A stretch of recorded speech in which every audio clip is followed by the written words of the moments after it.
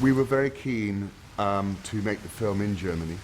It's a German story, it's a very famous German story, it's a very famous German book, and we wanted to do it obviously where it was set. So we decamped to Berlin really for 2 years. I met Stephen. Stephen must have traced me down through my agent. And I think it was love on the first sight. We immediately felt we could grasp this project emotional depth-wise. We were very aware that authenticity was going to be absolutely crucial. I'm an English filmmaker, I'm not German. Brigitte is German. It's written by a German. And I needed to make sure that, as an outsider, if you like, to that culture, telling one of their most important stories, I was accurate in, not just in terms of every single little production detail, but in the general sweep of what I was attempting to do. I read the book before I met Stephen because I knew I was going to meet him. And I was tremendously touched. It's a subject that actually made me run away from Germany. I went to live in Mexico 40 years ago. I'm that generation that I'm the writer's generation, Schlink. So we were all very angry with our parents and with the silence about what had happened during the war. I asked her to come back to Germany, which would be the first time she'd ever been back to Germany since she'd emigrated in the 60s. And so she agreed. And for her, I think it was a very challenging subject matter, very challenging personally for her, given her own history. I ran away from what was hidden in Germany, but I also was very fearful to look at it myself. And through the book, I had to do research, of course, about the Holocaust and see pictures and see videos. And it's actually the first time that I dared to really personally confront myself with it and say, okay, enough with fear, enough with guilt.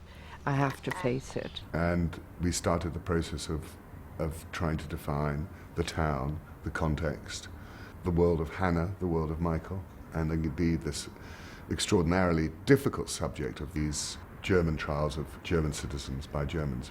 First of all, Stephen is the most adorable person I've met in a long time. He has such charisma and charm that you just forget the hardship he puts you through.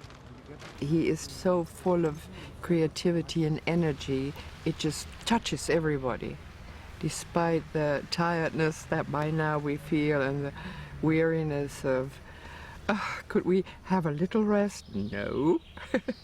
Obviously, Germany's changing very fast, and the difficulty is now finding places in Germany that look remotely as Germany did in the 1950s. We weren't looking for a town that had been ravaged by the RAF particularly.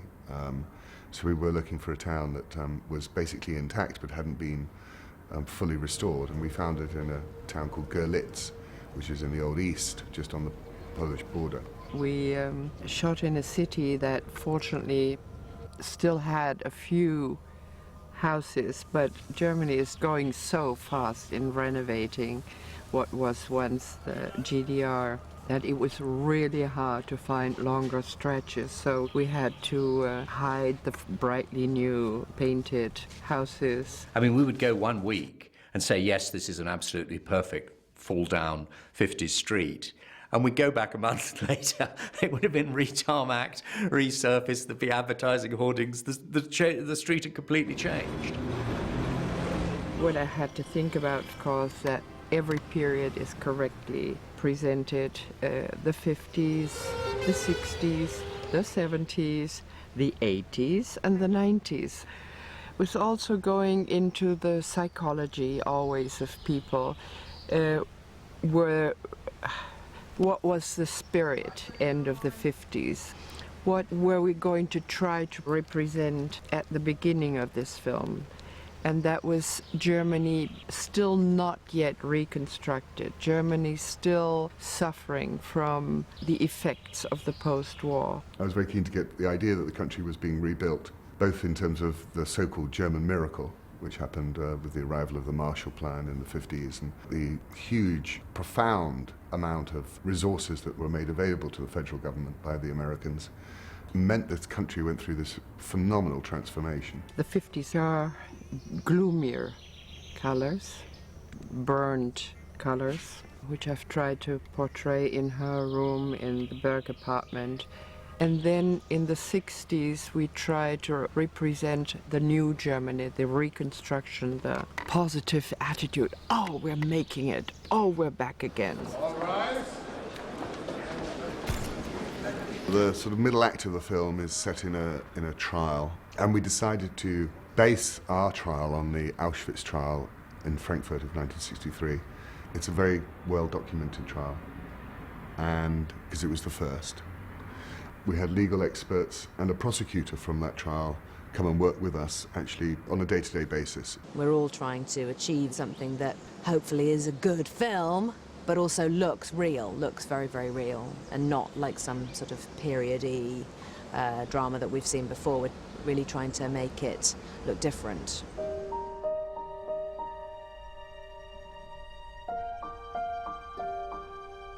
The guilt is there. I think it will always stay with me. But I think I broke my own barriers. And it was very hard emotionally for me. But it was very good. It was like diving into the depths and somehow coming out again. And I'm really grateful that I was invited to this project.